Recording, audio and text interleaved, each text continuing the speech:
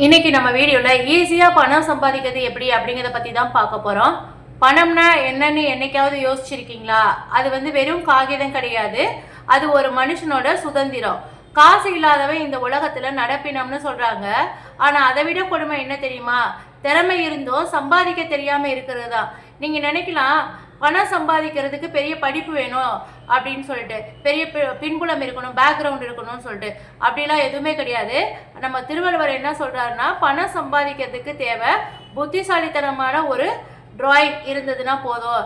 இன்னைக்கு நான் சொல்ல போகிற இந்த விஷயங்களை குறிப்பாக 4வது விஷயம் பணத்தை பற்றினது தான் உங்கள் மொத்த பார்வையே மாற்றிடும். நீங்கள் இது வரைக்கும் ஓடின ஓட்டம் வேற, இனிமேல் ஓட போகிற ஓட்டம் வேறையா இருக்கும்.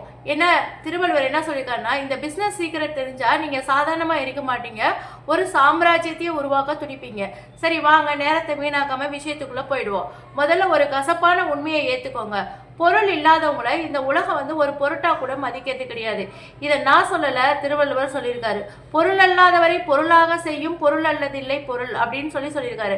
அதாவது ஒரு மதிப்பும் இல்லாத ஒரு ஆளை கூட ஒரு முக்கியமான ஆளாக மாற்றக்கூடிய சக்தி பணத்துக்கு மட்டும்தான் இருக்கு. இதுல வருத்தப்படுறதுக்கு ஒண்ணுமே இல்லை. இதுதான் உலக நியதி. நீங்க ஏழையா இருக்கிறது உங்க தப்பு இல்லை, ஆனா ஏழையாவே சாகிறது உங்க தப்பு. ஏன்னா பணக்காரன் ஆகிறதுக்கான விதை வெளியே இல்லை, உங்க மனசுக்குள்ளதான் இருக்கு. வள்ளுவர் சொல்ற முதல் விஷயம் என்ன அப்படின்னாக்கா, உள்ளுவதெல்லாம் உயர்வுள்ளல். அதாவது உங்க கனவு பெருசா இருக்கணும்னு நிறைய பேர் பண்ற முதல் தப்பு என்ன தெரியுமா? அவங்க ஆசைப்படுறதுக்கே பயப்படுறாங்க. மாசம் 10,000 கிடைச்சா போதும்னு நினைக்கிறவங்களுக்கு ஒரு நாளும் 1,00,000 ரூபாய் கிடைக்காது. நீங்க கோடிகளில் சிந்திக்க ஆரம்பிச்சீங்கன்னா தான் உங்க மூளை அதுக்கான வழியை தேட ஆரம்பிக்கும். உங்க எண்ணம் அதை தாண்டி உங்க எல்லையை உடைக்கிறது தான் உங்களுடைய முதல் படி. அடுத்து ரொம்ப முக்கியமான விஷயம் இது. இல்லைன்னா எது நினைச்சாலுமே நடக்காது. அதாவது முயற்சி.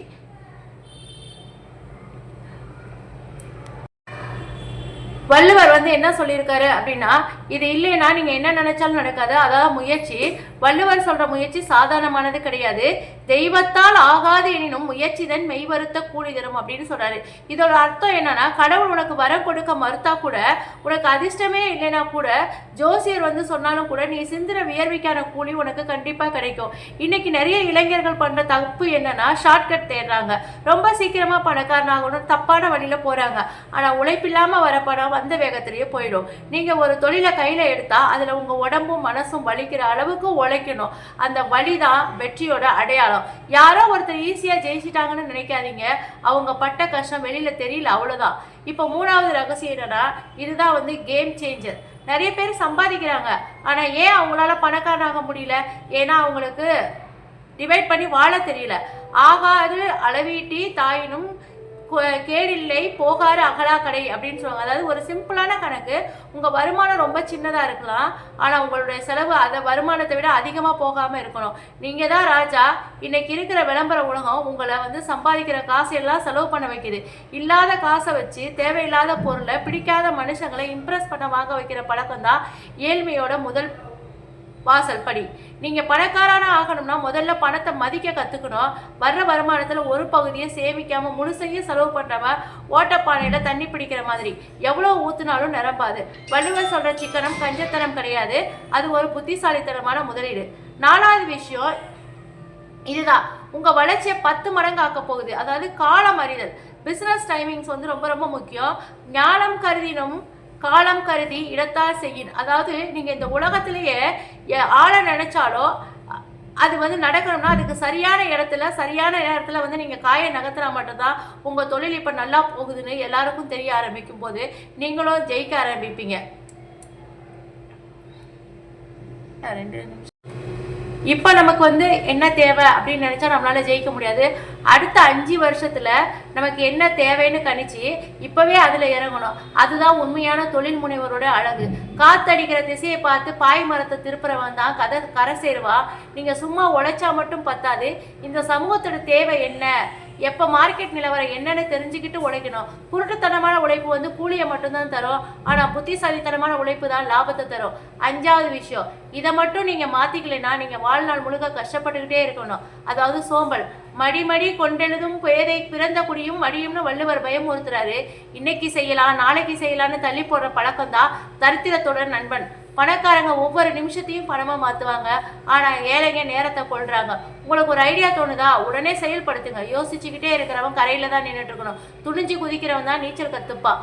நீங்க மொபைல் ரீல்ஸ் பார்த்து தள்ளிக்கிட்டே இருந்தீங்கன்னா உங்களால வாழ்க்கையில ஜெயிக்க முடியாது.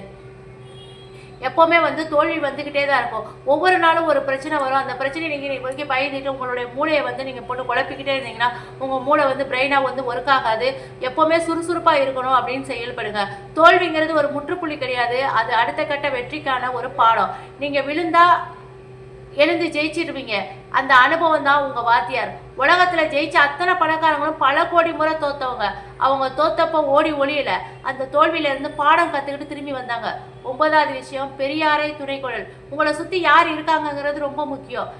இனத்தீமை, இன்பம் பயவாது, தீய நட்பு உங்களுக்கு இன்பத்தை தராது. நீங்க 5 கோடீஸ்வரங்க கூட பழகுனா நீங்க 6வது கோடீஸ்வரனா ஆவீங்க. அதே நேரத்தில் எப்பவும் குறை சொல்றவங்க, எதிர்மறையா பேசுறவங்க கூட இருந்தா நீங்களும் எதிர்மறையா பேசிக்கிட்டே தான் இருப்பீங்க.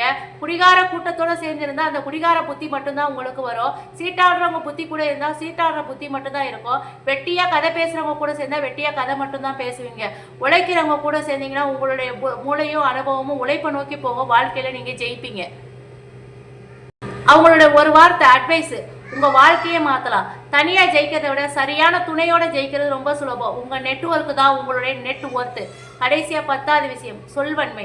நீங்க என்னதான் திறமையானவரா இருந்தாலும் உங்க கருத்தை, உங்க பொருளை மற்றவங்களுக்கு எடுத்து சொல்ல தெரியலன்னா வியாபாரம் நடக்காது. சொல்லுங்க சொல்லை பிரிதோ சொல்ல அச்சொல்லை வெல்லுஞ்சொல் இன்மை அறிந்து. நீங்க பேசுற பேச்சுல ஒரு தெளிவு இருக்கணும். அதை மற்றவங்களை கவரணும். உங்க பேச்சை கேட்கறவங்க உங்களை நம்பணும். அந்த அளவுக்கு உங்க கம்யூனிகேஷன் ஸ்கில்லை வளர்த்துக்கோங்க. இன்னைக்கு உலகத்துல நல்லா பேசுறவங்க தான் பெரிய இடத்துல இருக்காங்க. அது மார்க்கெட்டிங்கா இருக்கட்டும், இல்ல லீடர்ஷிப்பா இருக்கட்டும், பேச்சு திறமை தான் உங்களுடைய ஆயுதம். இந்த 10 விஷயங்களுக்கு வள்ளுவர் சொன்னதுதான். ஆனா இதை இன்னைக்கு தேதியில ஏத்த மாதிரி நாம புரிஞ்சுக்கணும். பணம் சம்பாதிக்கிறது தப்பு இல்லை, ஆனா பணத்துக்காக நம்ம மனுஷத்தன்மையை இழக்கக்கூடாது. வள்ளுவர் காட்டுற வழியில நீங்க பயணம் செஞ்சா உங்களுக்கு பணம் மட்டும் கிடைக்காது, கூடவே புகழும் நிம்மதியும் கிடைக்கும். நீங்க வெறும் பணக்காரன் ஆகணும்னு நினைக்காதீங்க, ஒரு வளமான மனிதனாகணும்னு நினைங்க. இந்த நிமிஷத்துல இருந்து இந்த நேரத்தை, உங்க அறிவை, உங்க உழைப்பை, உங்க சரியான திசையில நல்ல நண்பர்களோடு செயல்படுங்க. வெற்றி உங்களை தேடி வரும். இப்ப நான் சொன்ன இந்த 10 விஷயங்களை உங்களுக்கு எது ரொம்ப சவாலா இருக்கு, எது உங்களை தடுத்து நிறுத்தி வச்சிருக்குன்னு நினைக்கிறீங்க, உங்க மனசுல இருக்க அந்த தடையை உடைங்க. நீங்க தயாரா? உங்க பதில கமெண்ட்ல சொல்லுங்க. ஏன்னா நீங்க கொடுக்குற கமெண்ட் நாளைக்கு இன்னொருத்தருக்கு உத்வேகமா இருக்கலாம். பணக்காரன் ஆகிறது அதிர்ஷ்டம் இல்லை, அது ஒரு முடிவு. அந்த முடிவை நீங்க இன்னைக்கு எடுக்கிறீங்க. இந்த உலகம் உங்களுக்காக காத்துட்டு இருக்குது. நாளைக்கு நீங்க பணக்காரனா மாறுவீங்க. வீடியோ பிடிச்சிருந்தா மறக்காம சப்ஸ்கிரைப் பண்ணிட்டு ஷேர் பண்ணிடுங்க.